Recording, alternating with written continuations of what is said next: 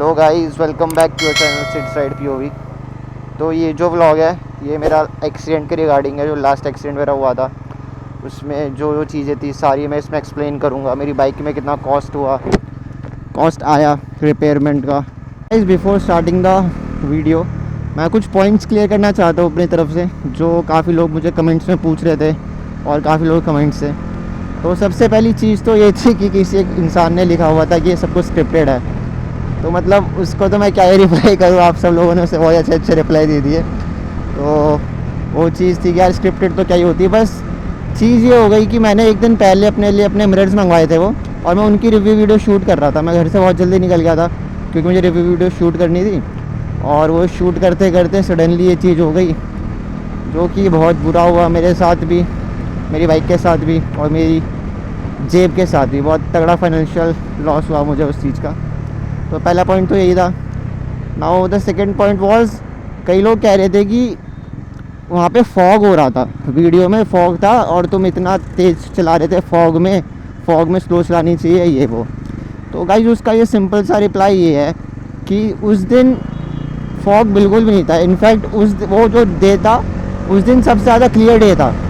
But the thing was, जब action camera पे front कैमरे के लेंस पे जब डायरेक्ट सनलाइट आती है, कोई एंटी फिल्टर नहीं होता, तो ऐसा इफेक्ट क्रिएट होता है। प्लस उससे मैंने थोड़ा कलर ग्रेड करा था तो और ऐसा लग रहा था। बट इन एक्चुअल जो मौसम था और जो व्यू था वो एकदम क्लियर था। तो वो तो कोई पॉइंट नहीं था कि मतलब फॉग था तो उस वजह से ये चीज़ें हुई, उससे दिखा नहीं, ऐसा कुछ भी नहीं था। तो थर्ड पॉइंट जो था, काफ़ी लोग ये कह रहे थे कि आप बहुत फास्ट चला रहे थे या तू बहुत फास्ट चला रहा था जिस वजह से एक्सीडेंट हुआ। तो उसमें मैं अपने डिफेंड में बस ये बोलना चाहूँगा कि जब मैं जा रहा था तो मैं उस रास्ते से 2 साल से जा रहा हूँ ऑफिस, और सेम रास्ता सेम तरीके से सेम टाइम पे निकलता था, सब कुछ सेम था। बट ऐसा मेरे साथ ऐसा कभी भी नहीं हुआ। अगर मेरी स्पीड की गलती होती तो ऐसा मेरे साथ और भी डेली होना चाहिए था या और भी बार होता। फर्स्ट टाइम ऐसा क्यों हुआ?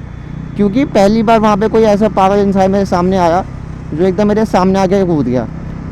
और वहाँ पे एक बाइक वाला भी खड़ा था, वो भी वेट कर रहा था कि जब पहले ट्रैफिक निकल जाएगा जब वो जाएगा, और मेरे वे में पूरा रास्ता खाली था, इसलिए मैं स्पीड में गया था बेसिकली। ये चीज़ थी। और एक चीज़ ये भी कि उसी जगह पर जहाँ पे मेरा एक्सीडेंट हुआ था उससे थोड़ा सा ही आगे मेरे ऑफिस में एक कलीग है, उनका भी एक्सीडेंट हुआ था और उनके पास थी प्लेटिना बाइक। लाइक उसकी स्पीड ही 70-80 से ज़्यादा ऊपर नहीं जाती है।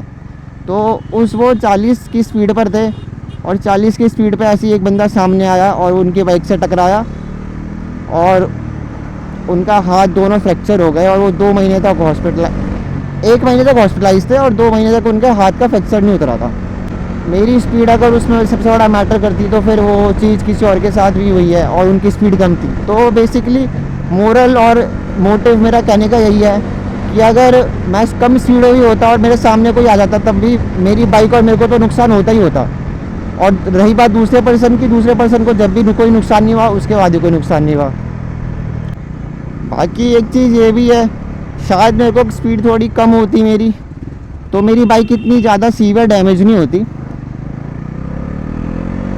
बट जो मेरी स्पीड ज़्यादा थी तो मेरी बाइक थोड़ी ज़्यादा डैमेज हो गई। थोड़ी ज़्यादा नहीं, इनफैक्ट बहुत ज़्यादा। ये देखो होली खेल खा रहे हैं लड़के मस्त।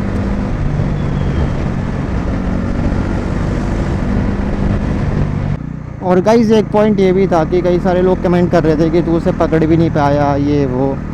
तो मैं इस पर ये कहना चाहूँगा कि सबसे पहली चीज़, वो जो चीज़ हुई थी वो मेरे लिए फ़र्स्ट टाइम हुई थी और ऐसा मतलब मैं थोड़ा पैनिक भी हो गया था। तो मुझे थोड़ा लगा कि समझ नहीं आया उस वक्त मुझे क्या करना चाहिए। मैंने अपने फ़ोन, मेरे एकदम जस्ट सामने ऑफिस था तो मुझे लगा मेरे ऑफिस वाले कलीग्स जो है वो पहुँच गएंगे तो उन्हें बुला लेता हूँ, क्या पता वो हेल्प कर दें। पहली चीज़ तो ये।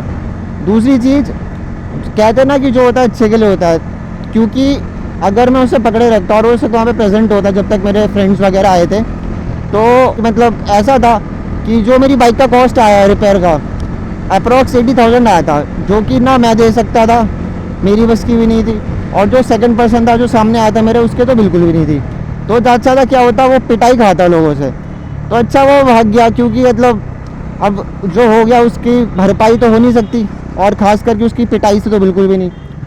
तो इसीलिए आई थिंक जो वो भाग गया, मतलब मैंने उसको से पकड़ा नहीं, वो अच्छा ही हुआ, क्योंकि फालतू में वो पिटता बस और कुछ तो होता नहीं। अगर वो इतना फाइनेंशियली स्टेबल होता कि उसने जो चीज़ करी उससे अकाउंटेबिलिटी वो झेल पाता, तो वो हटता ही नहीं पहली बात। तो इट्स ओके, मैंने जाने दिया। अब मैं उस चीज़ को लेके बैठ तो सकता नहीं हूँ। और भले उसने जो भी करा, जैसे भी करा, उससे भी गलती से हुआ था, उसने भी जान के तो करा नहीं होगा कि मैं किसी के सामने आके कूद जाऊँ और उसको चोट लगे, उसकी बाइक टूटे। एंड गाइस, अब मेन पार्ट, जो मेरी बाइक थी एक्चुअली उसका इंश्योरेंस बहुत पहले ख़त्म हो चुका था। और मैंने सोचा था कि उसे, मतलब जो हम न्यू बाइक लेते हैं तो उसमें 5 इयर्स का इंश्योरेंस होता है। फर्स्ट पार्टी 1 साल तक रहता है, बाकी थर्ड पार्टी 5 साल तक का होता है। तो मेरा फर्स्ट पार्टी वाला इंश्योरेंस तो एक्सपायर हो गया था और उसका मुझे रिन्यू करवाना था। बट मैं सोचा था करवाऊँगा और मैंने करवाया नहीं, तो मैंने नहीं करवाया। और जिस दिन मेरा एक्सीडेंट हुआ तब मेरी बाइक आउट ऑफ इंश्योरेंस थी, मेरा इंश्योरेंस एक्सपायर्ड था। तो बेसिकली मेरे को कोई क्लेम मिलता ही नहीं, मैं कर ही नहीं सकता था कोई क्लेम। तो मैंने क्या सोचा, क्यों ना मैं अभी इंश्योरेंस ले लेता हूँ और जैसे ही मेरा एक्टिवेट होएगा उसके 1-2 महीने बाद मैं क्लेम के लिए दूंगा बाइक। तो मैंने वही चीज़ करी। जब मैं हॉस्पिटल गया एक्सीडेंट के बाद, मेरे को मेरी कंपनी वाले हॉस्पिटल लेके गए, तो मैंने तुरंत इंश्योरेंस ले लिया ICICI लोम्बार्ड का। तो उसमें क्या हुआ, मैंने इंश्योरेंस लिया, सब कुछ हो गया। उसके मैंने 1-2 हफ्ते बाद एटलीस्ट मैंने क्लेम पे डाला, तो आधी चीज़ें हो गई। बट एंड प्रोसीजर में उनका इंश्योरेंस पार्टी वाला जो होता है इंश्योरर, वो चेक करने आया चीज़ें कि क्या सीन है, बाइक गाड़ी सब देखने आया वो। तो मेरे ऑफिस से आ गया था वो। तो बेसिकली मेरे को लगा था कि वो ट्रिक काम कर जाएगी, बट वो काम नहीं करी। तो क्योंकि इंश्योरेंस वाले इतने पागल भी नहीं होते, मैं ही पागल था जो मैंने ऐसे कर दिया। तो बिकॉज ऑफ दिस मैं आप सबसे रिक्वेस्ट करना चाहता हूँ कि अगर आपकी बाइक का इंश्योरेंस एक्सपायर हो गया है तो उसे जल्दी से जल्दी ले लें। वो एक लाइबिलिटी नहीं, वो एक आपका एसेट है, एक आपकी इन्वेस्टमेंट है जो आपको फ्यूचर में रिटर्न्स देगी अच्छा। और देखो जैसे कि उसके बाद क्या हुआ कि मेरे को सारी बाइक खुद से रिपेयर करवानी पड़ी और सर्विस सेंटर वालों ने मेरे को एस्टिमेट कॉस्ट दिया 80,000 का, 80 भी नहीं एक्चुअली 90,000 का। और उसके बाद मैंने बाइक कैसे ठीक कराई और क्या कॉस्ट आया वो सब जानने के लिए बने रहिए। मैं बस यहाँ आगे एक जगह वहाँ पे रुकूंगा और वहाँ पे आराम से उतर के आपसे अच्छे से बात करूँगा, आपको बिल्स वगैरह दिखाऊँगा और दिखाऊँगा कि मैंने क्या क्या चीज़ बदली है, क्या क्या नहीं लगवाई है, क्या क्या रिपेयर करवाया है और एक्चुअल कॉस्ट मेरा कितना बना। ओ शिट ये तो कर लेंगे। यहाँ पर एक जगह अच्छी, इसलिए मैं आज ऑफिस जल्दी निकला था वीडियो बनाने के लिए, क्योंकि काफ़ी सारे लोग पूछ रहे थे कि क्या हुआ बाइक का, कैसे है। तो उसका मुझे आंसर करना था और मुझे टाइम नहीं मिल रहा था, तो आज मैंने शॉर्ट लीव ले ली। इधर चलो क्या, इधर तो दिक्कत रहती है, कंपनी वाला एरिया। बस आगे चलते हैं।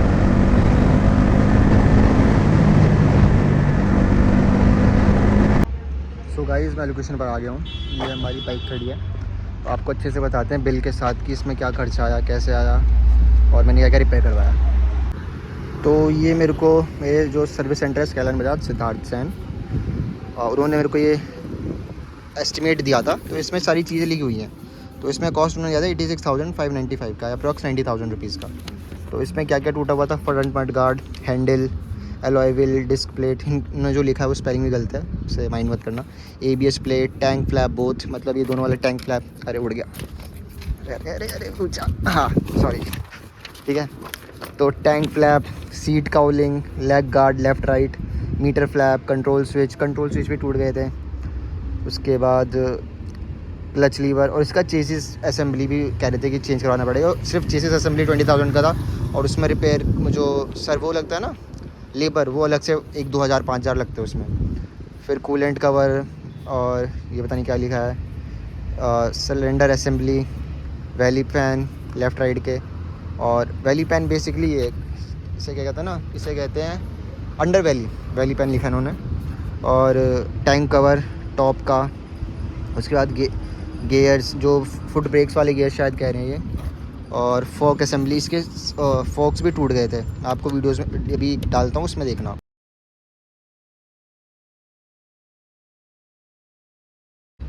उसके बाद गेयर लीवर, फिर ब्रेक लीवर। तो गाइज़ ये था उनका बिल। तो जैसे कि आप देख सकते हैं अभी मेरी बाइक एकदम ओके है और ये चला के भी लाया, आपने देखा कि कोई इशू नहीं है, ना हैंडलिंग में ना किसी चीज़ में। तो अब मैं आपको बताता हूँ इसका मोटा मोटा खर्चा क्या हुआ था। तो सबसे पहले तो आप ये देखिए, इसकी ये जो एलॉय व्हील है यहाँ से ये हो गई थी बेंड। यहाँ पे मैंने इसको ठीक करवाया है। एलॉय व्हील का जो कॉस्ट थी वो 20,000 थी सर्विस सेंटर वालों की तरफ से। मैंने इसके बारे में मार्केट में पता करा तो मेरे को पता चला कि इसे मैं रिपेयर भी करवा सकता हूँ। तो ये मैंने 3,000 में रिपेयर करवा दिया था और इसमें कोई वॉबलिंग नहीं आ रही। मैंने 140 की स्पीड भी चला दिया बट अभी इसमें कोई भी वॉबलिंग का इशू नहीं दिखा मुझे। सो 20,000 का ये जो इसका एलॉय व्हील था उसको मैंने 3,000 में रिपेयर करवा दिया, फर्स्ट चीज़। देन सेकेंड ये फोक असेंबली है, ये भी 22,000 की थी बट इसको मैंने क्या करा, इसको मैंने दूसरे सेकेंड हैंड लगवा लिए। अरे पत्ता कहाँ चले गया। हाँ, तो ये मैंने NS 400 की ये सस्पेंशंस फोक असेंबली, बट ये सेकेंड हैंड है तो ये मुझे पड़ा 8,000 रुपीज़ का। और इसे एडजस्ट वगैरह करवाने के अलग से 2,000 रुपीज़ लगे, तो मोटा मोटा आप 10,000 मान लो। तो यहाँ पे मेरा 10,000, यहाँ पे मेरा 3,000, 13,000 हो गया। उसके बाद चेसिस में, हाँ यहाँ पे थोड़ा ही चेसिस ही बेंड हो गई थी। तो यहाँ पे देखो वेल्डिंग हुई है इसमें थोड़ी बहुत, ऊपर नीचे आगे पीछे। इसके मेरे लगे थे 2,000, तो अभी हो गया 15,000। सो मोटा मोटा यही खर्चा था अलॉय व्हील का और सस्पेंशन का, जो मैंने बाहर से करवाया। बाकी सब मैंने सर्विस सेंटर से करवाया। सर्विस सेंटर से मैंने क्या क्या लगवाया था, सर्विस सेंटर से मैंने ये फ्लैप लगा एक पूरा, एक ये लगा। उसके बाद ये जो इसके अंदर क्लैंप होता है जिसमें फिट होता है वो अंदर का लगा। ये हैंडल बार न्यू है, ठीक है। और ये लिवर न्यू है, ये टूट गया था। ये पूरा मशीन न्यू है, ये 2500 का है ये। एंड देन ये लीवर नया है, ये दोनों फोक्स लेग गार्ड्स नए हैं दोनों। ये ब्रेक लीवर नया है, ठीक है। और ये भी टूट गया था बट ये पार्ट मुझे अवेलेबल नहीं था, इसलिए मैं इसे लगवा नहीं पाया। अब मैं सोच रहा हूँ कि इसे ना ही लगवाऊँ, इसमें खाली ट्रैप करवा दूँगा, पता नहीं चलेगा कुछ खास। और कुछ लगा है नहीं। अब मैं आपको सर्विस सेंटर वाला इनवॉइस दिखाता हूँ। तो ये है मेरा सर्विस सेंटर वाला इनवॉइस, स्काईलाइन बजाज। इसमें टोटल कॉस्ट आई है 17,000 की। 17,000 मतलब मोटा मोटा 18,000 ले लीजिए। अब मैं आपको बताता हूँ कि मैंने क्या क्या चीज़ें सर्विस सेंटर से लगवाई हैं न्यू। तो ये ग्रीस किट एस्टिकॉन, पता नहीं क्या, छोड़ो। ब्रैकेट अपर मैट ब्लैक और एलेक्सिया डिया। स्विच कंट्रोल तो ये है, देखिए ये इसका प्राइस है 2613। फिर हैंडल बार नया लगा था, लीवर असेंबली, क्लच पूरा नया लगा है। लेग गार्ड है ये बोथ, और लेफ़्ट और राइट के। डिस्क सेंसर, हाँ इसका डिस्क प्लेट की तो बात ही नहीं करी, ये डिस्क भी न्यू लगी है। डिस्क प्लेट, डिस्क सेंसर, और यहाँ पे जो ये होता है ना ये वाला सेंसर, ये तो ABS प्लेट है। और ये जो सेंसर ये भी न्यू लगा है। तो यही है disc sensor, lever assembly, cowl radiator. इसका जो रेडिएटर कवर था ये भी टूट गया था तो ये भी न्यू लगवाया है। उसके बाद पैडल ब्रेक, वही पैडल ये वाला। और स्ट्रक्चर फेयरिंग, इसकी आगे की जो फेयरिंग है जो मैंने आपको बताई थी। फिर टैंक फ्लैप दोनों वाले, डिस्क प्लेट डाया वही। उसके बाद ये क्या है, लावा ग्रे मैट, पता नहीं क्या है। हाँ ये वाले हैं, this part, this is also new, okay. उसके बाद टैंक फ्लैप वही है। और NS4 मार्क असेंबली, मास्क ये वाला। उसके बाद सेकंड पेज में यही सेंसर वगैरह है और ये लेबर वगैरह सारी, तो वो चीज़ है। तो टोटल इतनी आई है 18,000 अप्रॉक्स। बट ये जो न्यू मेरा सस्पेंशन लगे और जो मेरा फ्रंट टायर है, इसके बाद ही मुझे ऐसा कोई भी वॉबलिंग का इशू नहीं आ रहा है। इस बाइक में कोई दिक्कत नहीं हो रही है, सही चल रही है। आने के बाद मैंने क्या करा, मैंने इसमें रैप करवा दिया, ये कार्बन फाइबर वाला, इससे मैच करता है, ठीक है। और ये इसकी जो अंडर बैली थी, इससे मैंने पहले वाइट रैप करवा रखा था बट वो पूरे फट गई थी एक्सीडेंट की वजह से, तो मैंने उस रैप को हटा दिया। अभी नॉर्मल स्टॉक ब्लैक है। और यहाँ पे हमने हमारे चैनल का नाम लिखा है सिड्स राइड POV।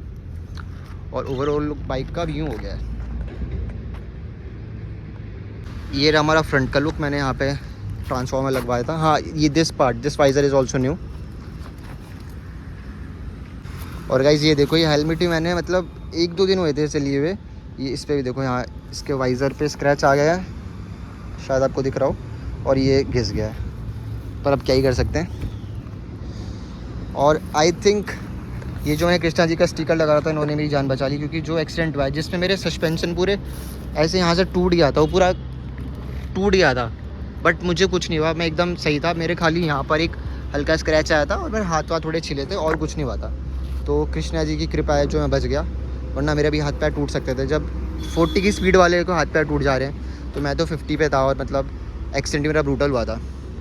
सो अब मैंने आपको अपनी पूरी स्टोरी बता दी, बाइक का रिपेयर कॉस्ट सब बता दिया। अगर आप ओवरऑल कॉस्ट देखेंगे तो अप्रॉक्स 30,000 मान लीजिए जो मेरी बाइक ठीक हो गई। सर्विस सेंटर वाले 90,000 कह रहे थे बट मैंने 30,000 में ठीक करवा लिया। तो ऐसी है, आप अगर पता करेंगे तो आपकी बाइक में अगर कभी कुछ दिक्कत हो तो आप बाहर से कराए तो बहुत सस्ता पड़ जाता है। और गाइज़ मैं एक इंपॉर्टेंट बताना चाहूँगा, कई लोग का ये भी कमेंट्स थे कि मतलब NS 400 की बिल्ड क्वालिटी इतनी ख़राब है क्या जो इसके सस्पेंशन यहाँ से पूरा टूट गया। तो उसके बारे में मुझे एक बात बतानी थी कि एक्चुअली द थिंग इज़, जब मैं उससे मेरा एक्सीडेंट हुआ तो उसका जो है मतलब ये था कमर, उस पर मेरा हैंडल लगा तो हैंडल एकदम यूँ मुड़ गया, जैसे मैंने यूँ पकड़ रखा तो हैंडल यूँ मुड़ गया। तो बाइक यूँ डिसबैलेंस होके जो यहाँ पे एक कार थी यहाँ पर, उस कार पे जाके इसका फ्रंट टायर लगा। अब आप ये मानिए कि 50 की स्पीड पर अगर बाइक स्लाइड होते जाती तो शायद ये चीज़ घिसता ये मुड़ जाता और कुछ नहीं होता, लेकिन टायर पे जाके वो यहाँ पे जैसे हिट हुआ टायर पे, ये वाला टायर गाड़ी के टायर में हिट हुआ और टायर वहीं से मतलब गाड़ी एकदम जाते थे रुक गई वहीं पर ही। तो उस वजह से सारा इनर्शिया सारे सस्पेंशन और अलॉय व्हील पे चले गया, जिसकी वजह से दोनों डैमेज हुए। और उसके बाद भी ज़्यादा इतना कुछ डैमेज नहीं हुआ बाइक में। तो ऐसा नहीं है कि इसकी बिल्ड क्वालिटी बेकार है, बिल्ड क्वालिटी इसकी बहुत अच्छी है, पर जो एक्सीडेंट इस तरीके से हुआ था कि ये फोर्स सारा वहाँ पे लग गया और बाइक वहीं की भगते मतलब चलते चलते एकदम वहीं रुक गई, इस वजह से इतना ब्रूटल हो गया चीज़।